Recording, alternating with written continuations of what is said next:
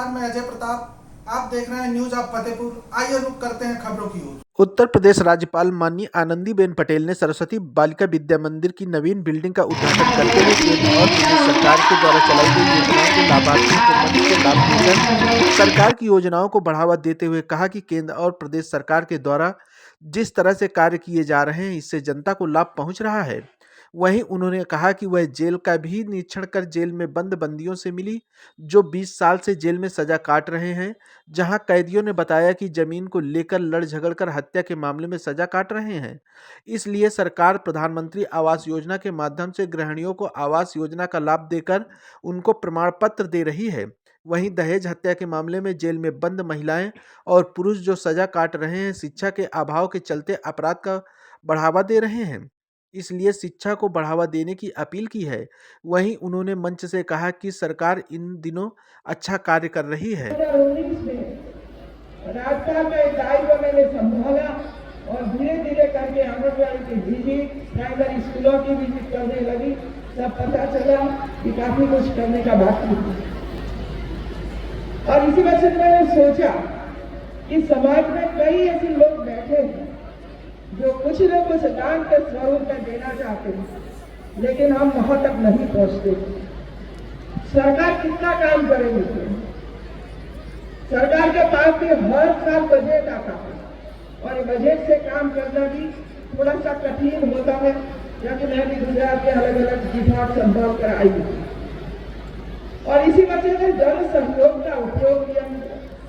और आज मुझे खुशी है कि आपके सामने मैं कहना चाहती हूँ कि जिस तरह स्टेज पर हमारी कार्यकर्ती आई और उनको कुछ न कुछ दिया गया, लगभग 22 प्रकार के ऐसे साधन सभी आंगनबाड़ी में पहुंच रहे हैं। और अभी तक लगभग 50,000 आंगनबाड़ी में लगभग 22-25 हजार के साधन पहुंचाने में हम सफल हुए। और वो भी जन सहयोग से ये सब कुछ दिया गया है। सरकार का काफी इसमें सहयोग भी है, लेकिन हमारे अधिकारी जन सहयोग से सब कुछ काम कर रहे हैं और लोग आगे भी आ रहे हैं। संख्या बढ़ रही है, खाना बच्चों को मिल रहा है। ये जो आंगनबाड़ी है, इसमें कोई मेरा या तो आपका कोई बच्चा नहीं आता है, वो तो गरीब का बच्चा आता है, वो तो झूपड़पट्टी में रहने वाला बच्चा आता है, जिसको पूरा दिन 2 समय खाना भी नहीं मिलता। और जो मिलता होगा वो भी कैसा मिलता होगा, जिसमें से संपूर्ण पोषण आहार क्या मिलता है उसको। और इसी वजह से सरकारों ने, मैंने देखा है कि लगभग पिछले 20-25 साल से आंगनबाड़ियों का पूरे पोषण के रूप में सब कुछ दिया गया और दे रहे हैं। और ये भी हमारी जिम्मेवारी है, क्योंकि ये भी बच्चे भारत का भविष्य है, उसको आगे आने के लिए सब कुछ काम करना चाहिए। दूसरा है, आप सब लोगों ने देखा कि अलग अलग प्रकार की सरकार की, केंद्र सरकार, राज्य सरकार की सभी योजना अभी तक भी लोगों के सामने लाभार्थी तक नहीं पहुंची। और इसका भी हमें प्रयास करना पड़ता है, ढूंढना पड़ता है। बहुत कठिन है मित्रों, सब कुछ तात्कालिक एक ही साल तक दे देना। आयुष्मान भारत योजना है, युवाओं के लिए योजना है, महिलाओं के लिए योजना है। सब धीरे धीरे करके आत्मनिर्भर बने, स्वयं अपने पैर पर खड़े हो, क्योंकि सब में शक्ति है। करने के लिए वो प्रोत्साहित है, करना चाहते हैं। और इसकी वजह से स्किल डेवलपमेंट जैसा कई प्रकार की योजनाएं भारत सरकार, राज्य सरकार ने शुरू की, लेकिन बिना साधन वे काम नहीं कर सकते। और इसी वजह से ऐसे कार्यक्रम का आयोजन किया जिसको घर मिले, जिसको रसोई करने के लिए गैस मिले, थोड़ा सा काम करने के लिए बैंक से पैसा मिले। इतना ही नहीं, घर अपने नाम से हो और जमीन हमारे नाम पर हो, वो भी अभी शुरू किया। और इसकी वजह से कितना झगड़ा हो रहा है, खून खराबी हो रही है। तो ऐसे जो काम है, जो लाभार्थी के नाम पर सब कुछ होना चाहिए, जिसकी वजह से कोई ये ना कहे कि जमीन मेरी है, आपने बचा लिया, ये घर मेरा है और आपने ले लिया है। और सब में शांति रहे, अपना अपना काम करते रहे, अपनी खेती का काम करते रहे। सरकार आपके साथ है। पिछले 10-11 साल में जितनी योजनाएं भारत सरकार ने, राज्य सरकार ने बनाई है, पूर्व में नहीं थी और इतना चक्कर काटना पड़ता था इस सब लाभ प्राप्त करने के लिए। लेकिन आज हमारे अधिकारी स्वयं घर तक पहुंचे हैं, लाभार्थी तक पहुंचे हैं और उनका जो दस्तावेज वो प्राप्त करके उसको लाभ दिलाने के लिए प्रयास करते हैं। मैंने जब स्कूल का उद्घाटन करने के लिए मैंने हाँ बोला कि मैं आऊंगी और जहां भी ऐसे कार्यक्रम में जाती हूँ उसके साथ एक लाभार्थियों को मिले इसके लिए प्रयास भी करती हूँ। और मुझे खुशी है कि कई ऐसे लाभार्थी हैं जिसको आज आयुष्मान योजना प्राप्त हुई। मित्रों, आपके घर में 9 साल से 15 साल की उम्र की बेटियां होगी, ध्यान दीजिए मित्र इस पर। अलग अलग प्रकार की वैक्सीन आज भारत भर में, दुनिया भर में, लेकिन हम पैसे के चक्कर में या तो पता नहीं इसी वजह से 9 से 15 साल की उम्र वाली बच्चियों को हम वैक्सीन कैंसर की नहीं दिला सकते। एचपीवी वैक्सीन आज कई देशों में तो बच्चियों को देकर मुक्त कर दिया कैंसर में। हम हमारी बच्चियों को मुक्त करेंगे। मोदी ने अभियान चलाया है और अब तक समाज के सहयोग से 40,000 से ज्यादा बेटियों को एचपीवी वैक्सीन दी गई है और ये आज पूरा अभियान चल रहा है।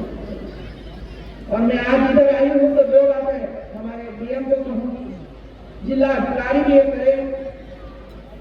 जन सहयोग से एक तो सरस्वती विद्या मंदिर में जितनी बच्चियां पढ़ती है और इस उम्र की है उसको प्रयास करें, उसको वैक्सीन दे दे।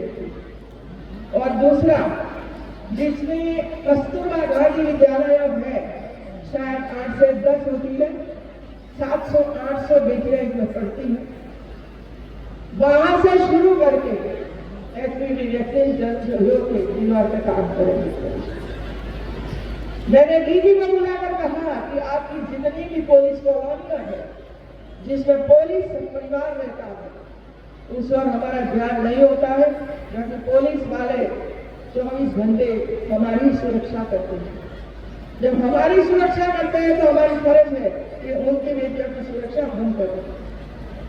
और इसी वजह से डीजी को कहा कि जहां पे ऐसे कॉलोनी में रहते हैं उसका सर्वे करिए और इसमें 15 साल की उम्र वाली बच्चियां रहती है, 9 से 15 साल की, उसका लिस्ट बनाइए और एचपीवी वैक्सीन दिलाने का काम शुरू करिए। तो आज मैं चाहती हूँ फतेहपुर में भी हमारे एसपी बैठे हैं, पुलिस कॉलोनी इधर भी होगी, 200 बच्चियां या तो 250 बच्चियां होगी। आप जन सहयोग से उसको भी एचपीवी वैक्सीन दिलाने का काम करिए मित्रों, और हमारी बेटियों को कैंसर से मुक्त करवाइए। मेरे का खर्च करते हैं 5 लाख, 10 लाख, 25 लाख, 50 लाख करोड़, इसमें कोई बाधा नहीं आती है, क्योंकि समाज में इज्जत बढ़ती है। लेकिन जब हमारी 30 साल की, 35 साल की, 40 साल की बेटी कैंसर से पीड़ित हो जाती है और बच्चे अनाथ हो जाते हैं, तब हमें याद आता है कि उसको ये एचपीवी वैक्सीन दिलानी होती तो अच्छा रहता। तब हमें ज्ञान आता है भाई लग्न में खर्च कम करना, लेकिन बेटियों को बचाने के लिए ये काम करते हुए पढ़ाई है बच्चों को। मेरे के लिए प्रोत्साहित मत करिए। कार्यक्रम में उपस्थित सभी अभिभावकगण, पत्रकार बंधु एवं छात्र छात्राएं, मैं आज के इस शुभ अवसर पर आप सभी का स्वागत और आभार व्यक्त करता हूँ। माननीय राज्यपाल महोदया की प्रेरणा एवं कर कमलों से आज केजीएनयू एवं स्थानीय सहयोग से जनपद प्रशासन द्वारा 300 आंगनबाड़ी केंद्रों में नामांकित बच्चों की खेल एवं शिक्षा हेतु प्री स्कूल किट वितरण किया जा रहा है। किसी के भी शारीरिक एवं मानसिक विकास में सबसे महत्वपूर्ण भूमिका बचपन के दौरान उपलब्ध कराए गए वातावरण की होती है। इस बात का ध्यान रखते हुए हमारी प्राथमिकता रहती है कि आंगनबाड़ी केंद्रों और विद्यालयों में बच्चों को सभी अपेक्षित सुविधाएं उपलब्ध कराई जाए। इन प्रयासों से जनपद में सभी विद्यालयों का 15 से अधिक मानकों का कायाकल्प पूर्ण करने के बाद हमने आंगनबाड़ी केंद्रों के कायाकल्प की प्रक्रिया भी शुरू कर दी है, जिसमें 2130 आंगनबाड़ी केंद्रों में अभी तक औसत 11 मानकों से अधिक संतृप्त किया जा चुका है।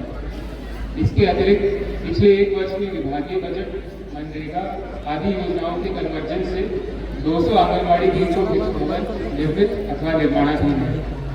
हमने बच्चों के उचित शारीरिक एवं मानसिक विकास के लिए कई अभियान पहले भी शुरू किए। 0 से 1 वर्ष के बच्चों के सामूहिक टीकाकरण हेतु AI आधारित डैशबोर्ड और ANM के लिए मोबाइल ऐप के माध्यम से आकांक्षी ब्लॉक इस्लाम में सघन समीक्षा की जा रही है। जनपद में लाइट हाउस मॉडल में एक आदर्श आंगनबाड़ी केंद्र बनाया गया है, जिसमें बच्चों को स्थानीय वातावरण में प्रारंभिक बाल्यावस्था में सीखने के अवसरों को बढ़ाने के लिए बाल संवेदी कॉर्नर, मानसिक एवं बौद्धिक विकास करने वाले खिलौने, दीवारों पर विभिन्न प्रकार के रंगीन चित्र, केंद्र के बाहर प्राकृतिक एवं जलवायु अनुकूल गार्डन आदि भी निर्मित किए गए। इन सब की सफलता के दृष्टिगत इस लाइट हाउस मॉडल को जनपद के सभी ब्लॉक में क्रियान्वित किया जाए।